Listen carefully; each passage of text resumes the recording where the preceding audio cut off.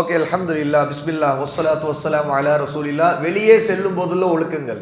இந்த தலைப்பே இன்னைக்கு நம்ம வெளியே செல்ல போகிறோம் இல்லையா? இன்ஷா அல்லாஹ் கிரவுண்டுக்கு போகலான்னு இப்போ தானே சொல்லிட்டு இருந்தேன். அப்போது கிரவுண்டுக்கு போது உள்ள ஒழுக்கங்கள் மட்டும் இல்லை, வெளியே நம்ம கடைக்கு போனாலும் அல்லது ஸ்கூலுக்கு போனாலும் அல்லது வேறு காரியங்களுக்காக போனாலும் வீட்டை விட்டு வெளியே போகிறோம் அப்படின்னாலே அதுக்கான ஒழுக்கங்களை நம்ம கடைபிடிக்கணும். அப்படியே வெளியே போகிறோங்கிற பேரில் நம்ம எப்படி வேணாலும் போகலாம், எப்படி வேணாலும் இருக்கலாம்னு நினைக்கக்கூடாது. எங்கே இருந்தாலும் நமக்கு ஒழுக்கங்கள் இருக்குது. இப்படி தான் இருக்கணும், ஒரு முஸ்லீம் இப்படி தான் நடந்துக்கணும் அப்படின்னு இருக்கு. ஒருத்தர் போகிறாரு, செருப்பு போடுறாரு, ஆனால் ஒத்த காலில் தான் செருப்பு போட்டு போகிறாருன்னா எப்படி இருக்கும்? அது பார்க்க நல்லா இருக்குமா? அப்போ வெளியே போகும்போது ஒருத்தர் செருப்பு அணிஞ்சு தானே போவார். அப்போது ரசூல் ஸல்லல்லாஹு அலைஹி வஸல்லம் ஒத்த காலில் செருப்பு போடக்கூடாதுன்னு தடுத்துருக்குறாங்க. அப்போது ஒருத்தருக்கு செருப்பு ஒன்று தொலைஞ்சிருச்சு அப்படின்னா கூட அந்த இன்னொரு செருப்பை தேடுறதுக்காக ஒத்த காலில் செருப்பு போட்டுட்டு போகக்கூடாது வெளியே. அப்போது இந்த மாதிரி நிறைய விஷயங்களை நாம் இந்த ஒழுக்கங்களில் படிக்க இருக்கிறோம். முதல்ல ரசூல் ஸல்லல்லாஹு அலைஹி வஸல்லம் சொல்கிறாங்க, முதல்ல வெளியே போகிறோன்னா நம்ம நிச்சயமாக செருப்பு போட்டு தான் போவோம். சரியா? ஒன்று ரசூலுல்லாஹ் சொன்னாங்க, செருப்பு அணிங்க, இல்லாட்டி செருப்பு இல்லாட்டி இல்லாமல் போயிடலாம், ஆனால் ஒத்த காலில் செருப்பு போட்டு போகாதீங்கன்னா. சரி, இப்போ செருப்பு அணியணும் அப்படின்னா ஒருத்தர் முதலில் வலது காலில் இருந்து ஆரம்பிக்கணும். அதே ரசூலுல்லாஹ் சொன்னோம், வலது காலில் அணியட்டும், கலற்றும் போது இடது காலில் கலற்றட்டும், ரெண்டு கால்களுக்கும் அணியட்டும் அல்லது ரெண்டு காலுக்கும் கலற்றி விடட்டும். அதில் அப்படி அர்த்தம் என்ன? ஒன்று ரெண்டு சேர்ந்து போடணும், இல்லைன்னா கழட்டி விட்டுறணும். ஒத்த காலில் செருப்பு போடக்கூடாது. ரசூலுல்லாஹி ஸல்லல்லாஹு அலைஹி வஸல்லம் அடுத்து ஒருத்தர் நடந்து போகிறதுன்னு வந்துச்சுன்னா மக்கள் என்ன ஒரு விதம் அந்த பெருமை, ஒரு கர்வம், இதையெல்லாம் காட்டுவாங்க. சில நேரத்தில் இந்த ஜிம்முக்கு போகிறவங்க, பொதுவாக இந்த பாடி பில்டிங் பண்ணுறவங்க இருக்காங்க பார்த்தீங்கன்னா, சில நேரத்தில் ஒரு மாதிரியா இப்படி வெறப்பாகவே இருப்பாங்க. இப்படி இப்படி இப்படி உண்மைதானே?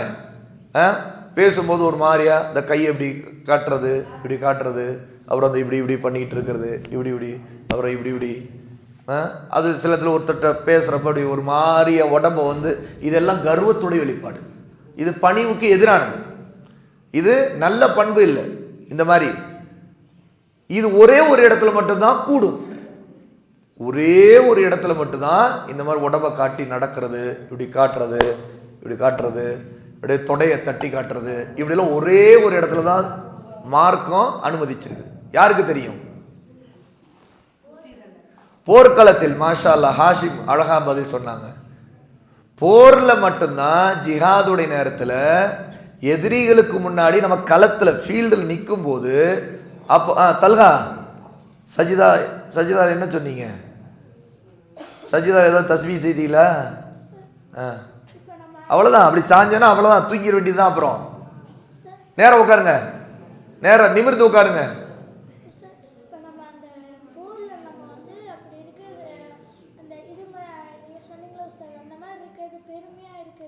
ஆமா, அந்த பெருமையை மட்டும் அல்லாஹ் விரும்புறானா? மற்ற எல்லா இடத்திலும் பெருமையை அல்லாஹ் வெறுக்கிறான். இப்ப ரையான்னு கேட்டாங்க, அந்த இடத்துல பெருமையா நடந்துக்கலாமான்னு. ஆமா, எதிரிகளுக்கு முன்னாடி அந்த வீரத்தை காட்டுறதுக்கு வா பார்த்துருவோம் அப்படின்னு இருக்குது இல்ல, அது என்ன, நான் பார்த்துக்கிறேன், நீங்க அங்கேயே நீங்க உட்கார்ந்துருங்க. பருதின் எழுந்து நில்லுங்க, இப்படி வாங்க, இப்படி வாங்க. ஏன் சொன்னேன்னா இல்லையா, கூப்பிட்டு பக்கத்தில் நிறுத்தி வச்சுக்குவேன்னு, அது இன்னைக்கு நடக்கும். அதாவது அந்த பெருமையை அல்லாஹ் விரும்புகிறான். ஏன்னு கேட்டால், அல்லாஹ்வுக்காக ஒருத்தர் போர் செய்யும் போது எதிரிகளை மிரட்டுறதுக்கும் பார்த்துக்கலான்னு சவால் விடுறதுக்கும் அந்த இடத்துல மட்டும்தான் உடம்ப காட்டுறது, இப்படி இதை காட்டுறது, சரியா? பெருமையாக நடந்து காட்டுறது, நடக்கிறது அந்த மிடுக்கா நடக்கிறது, அப்படி கம்பீரமா அந்த நடக்கும் போதே ஒரு பெருமையோட பார்த்துடலாம், நான் தான் ஜெயிப்பேன், உன்னை கதை முடிக்கிறேன் அப்படிங்கிற மாதிரி நடந்து காட்டுறதுக்கு இல்லை. எங்க நடந்து காட்டுங்க பார்க்கும், நடங்க, இருங்க, நம்ம பருதி நடக்கிறத பார்ப்போம். பருதி நடங்க, அப்படி ஒரு போர்க்களத்தில் வார் பேட்டில், சரியா? கையில வால் வச்சு, வால் எடுங்களேன், உருவி எடுங்க. இப்படி எடுத்தா எப்படிப்பா? ஏதோ கையில எதிரிட்ட கொடுக்குற மாதிரி இருக்குது. இது கையில வந்து எதிரிட்டு இருந்தா இந்த வாழை வச்சுக்க, நீயே நீ போட்டு தள்ளிட்டு போ அப்படிங்கிற மாதிரி. இப்படிலாம் சொரிஞ்சா எப்படி? இதெல்லாம் வந்து இதை பார்த்தாலே வந்து என்ன ஆகும்? இப்படி பருதின் செய்யறத பார்த்தா என்ன ஆகும்? எதிரிக்கு இந்த பக்கத்தை வந்து அப்படின்னு ஊதி விட்டுருவான். சரியா? பருதின் அப்படி நடங்க, அப்படி போர்ல இங்க பாருங்க, இப்படி எதிரி பார்த்துட்டு பார்த்தலாம் அப்படிங்கிற மாதிரி நடங்க பாப்போம்.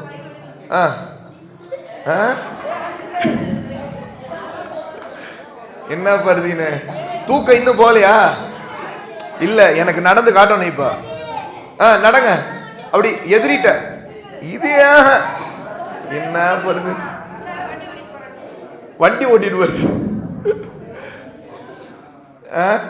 அதனால வந்து அந்த நேரத்தில் மட்டும்தான் கர்வமா இருக்கணும், மற்ற நேரத்துல நடக்க கூடாது. அப்படி சாலிக இங்க வாங்க, சரி நீங்க அங்க போய் நில்லுங்க, இங்க வாங்க.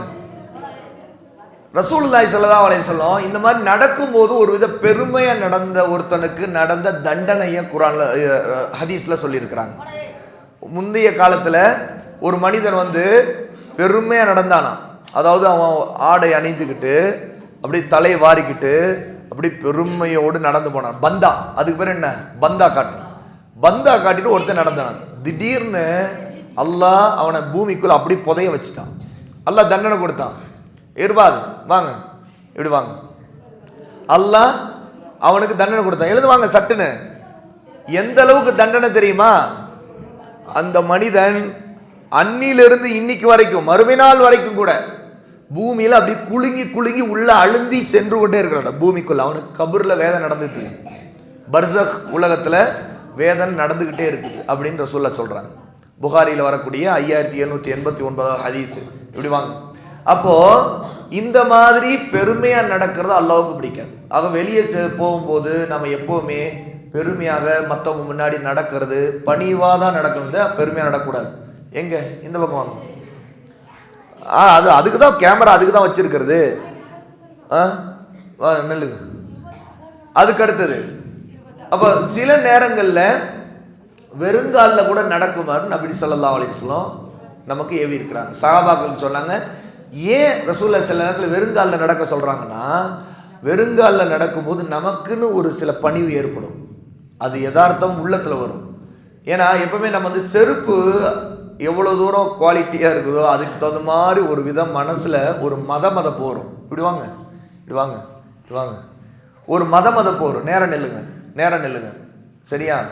அந்த மமதையும் மதப்பு வரக்கூடாதுங்க இருக்கா, நம்முடைய பணிவை வெளிப்படுத்துறதுக்கா அல்லாஹ்வுக்கு முன்னாடி சில நேரத்துல, எப்பவும் இல்லை, சில நேரங்கள்ல காலில் செருப்பு இல்லாம நடக்க பழகணும், வெறுங்காலில் நடக்கணும். சரியா? அது அசுத்தமான இடத்துக்கெல்லாம் அப்படி போகக்கூடாது. சில நேரங்கள்ல அப்படின்னா நடக்க எப்போ வாய்ப்பு இருக்குதோ அப்போ நம்ம காலில் செருப்பு இல்லாம இஜாஸ் வாங்க, இப்படி வாங்க, வாங்க வாங்க, அப்படி நடந்து பழகணும். முஸ்னத் அஹ்மதுல இந்த ஹதீஸ் வந்திருக்கிறத நம்ம படிக்கிறோம். அதே மாதிரி ரசூலுல்லாஹி ஸல்லல்லாஹு அலைஹி வஸல்லம் ஒருவர் தன்னுடைய வாகனத்துல ஏறி அமர உதவுறது, சரி, அது கூட தர்மம்ங்கிறாங்க. ஒருத்தருக்கு பயண சுமைகள் இருந்தா அதை ஏற்றி விடுறது. இப்ப கூட பாருங்க, இப்ப நாளைக்கு சிலர் பஸ் தனியா தான் போக வேண்டியது இருக்கிறீங்கன்னு சொல்றோம். அப்போ உங்களுக்கு ஹெல்ப்புக்கு கூட யாராவது வர்றது, இது கூட ஒரு தர்மம் தான். அந்த அடிப்படையில் உங்களுக்கு கூட யாரையாவது ஒருத்தரை அனுப்பி ஏற்பாடு பண்ணுவோம். இது ஏன்னா அல்லாஹ்வோட அது கூலி கிடைக்கும். அதே மாதிரி வெளியே போறவங்க தேவையில்லாம அவசியம் இல்லாம ரோட்ல அங்கங்க உட்கார்ந்துகிட்டு இருக்கக்கூடாது. போறவங்க வர்றவங்களை அப்படி நோட்டம் விட்டுக்கிட்டு இருக்கிறது, பார்த்துக்கிட்டு இருக்கிறது, வெட்டி பேச்சுகள், லூத் இங்க எழுங்க, விடுவாங்க, வெட்டி பேச்சுகள் பேசிட்டு இருக்கிறது. சரியா? குறிப்பா பருவமடைந்தவங்க அந்த பெண்களை பார்த்துக்கிட்டு இருக்குது, எல்லாமே மார்க்கத்தில் ஹராம். ரசூலுல்லாஹி ஸல்லல்லாஹு அலைஹி வஸல்லம் சொன்னாங்க, சாலைகளில், அதாவது ரோட்ல உட்கார்றது, ஓரத்தில் அங்கங்க உட்கார்றது இருக்குது, அதை பற்றி உங்களை எச்சரிக்கை செய்யறேன், அதை விட்டு விலகிக்கங்க அப்படின்னு சொன்னாங்க. அப்போ இப்படி சொன்ன நேரத்தில் சஹாபாக்கள் கேட்டாங்க, எங்களுக்கு சில நேரத்தில் அப்படி உட்கார வேண்டிய தேவை வருது, எங்களுக்கு வேறு வழி இல்லாமல் இருக்குமே, அப்போ நாங்கள் என்ன செய்ய? அப்போ நாங்கள் பேசுறதுக்கே அந்த இடங்கள்ல தான் சந்திக்க வேண்டிய நிலைமை வருது, நில்லுங்க அப்படின்னு சொன்னாங்க. எங்களுடைய சபைகள் அந்த இடம் தான், சில நேரத்தில் நாங்கள் கூடி பேச வேண்டியதாக இருக்குது அப்படின்னு சொன்னாங்க. நில்லுங்க, இப்படி வாங்க, அப்போ ரசூலுல்லாஹ் என்ன சொன்னாங்கன்னா, அப்படின்னா நீங்க சபைகளுக்கு வந்து அமரும் போது அந்த பாதை அதுக்குள்ள உரிமையை கொடுங்க அப்படின்னா. நீங்க வரீங்க அப்படின்னா அதோட உரிமையை கொடுங்க. என்ன உரிமை? பாதையின் உரிமை என்ன? இங்க வாங்க சாலி, இதை படிங்க. நபி ஸல்லல்லாஹு அலைஹி வஸல்லம் அவர்கள் படிங்க சத்தமா. அந்நிய பெண்களை பார்க்காமல் பார்வையை தாழ்த்திக் கொள்வதும். முதல்ல அந்நிய பெண்கள், மகரம் அல்லாத பெண்கள், சரியா, நம்முடைய சொந்த அக்காவோ தங்கச்சியோ இல்லாத மற்றவங்க வீட்டுக்கார பெண்களை நாம பார்த்துக்கிட்டு இருக்க கூடாது. அதை பார்வை தாழ்த்தி கொள்ளணும். அப்புறம் பாதையில் செல்வோருக்கு இல்ல அப்படி நில்லுங்க. சொல்லாலோ செயலாலோ துன்பம் தராமல் துன்பம் கொடுக்கூடாது. போறோம் வர்றவங்களுக்கு இடையூறு, தொல்லைகள், துன்பங்கள் தரக்கூடாது. அப்புறம் பதில் உரைப்பதும். சலாம் சொல்லணும். சலாம் நமக்கு சொல்லப்பட்ட அதுக்கு பதில் சொல்லணும். நன்மை புரியும்படி கட்டளையிடுவதும் தீமையிலிருந்து தடுப்பதும். இது எல்லாமே வந்து வெளியில பாதையில உள்ள ஒழுக்கங்கள். யாக்கூப், முஹம்மத் எல்லாரும் நேரா உட்காருங்க. இப்ராஹிம் நீங்க அது பேசக்கூடாது, நான் பாத்துக்கிறேன். நீங்க நேரா உட்காருங்க. ஃபுர்கான் நேரா உட்காருங்க. அப்பலாம் எழுந்து நில்லுங்க. உங்க சத்தம் இப்படி வரக்கூடாது. அது எங்களுடைய கடமை. நீங்க மற்றவங்களை பத்தி சொல்லக்கூடாது. எழுந்து நில்லுங்க. சட்டுன்னு எழுந்து நில்லுங்க. ஒரு தடவை சொன்னா எழுந்து வைக்கணும். ஓகே. அப்போ அதே நேரத்தில் பாதையில தொல்லை தரக்கூடிய பொருளை அகற்றுவது அது ஒரு தர்மம், ஈமானுடைய ஒரு கிளைன்னு ரசூல் ஸல்லல்லாஹு அலைஹி வஸல்லம் சொல்றாங்க. அப்ப இந்த விஷயங்கள் எல்லாத்தையும் நாம வெளியே போகும்போது கவனத்தில் கொள்ள வேண்டும். சரியா? செருப்பை அணிந்து சேர்றது, அது வலது காலில் முதல்ல அணியிறது, வீட்டுக்கு திரும்ப அதை கலற்றுவோம். எங்க போனாலும் சரி கலற்றுக்கிறோன்னா இடது காலில் இருந்து முதல்ல கலற்றுவது, சில நேரத்தில் வெறுங்காலில் நடக்கிறது. இந்த மாதிரி பல விஷயங்கள் வந்து வெளியில் போகும்போது உள்ள ஒழுக்கங்கள், வெளியில இதை கடைபிடிக்க வேண்டிய ஒழுக்கங்கள். சரியா?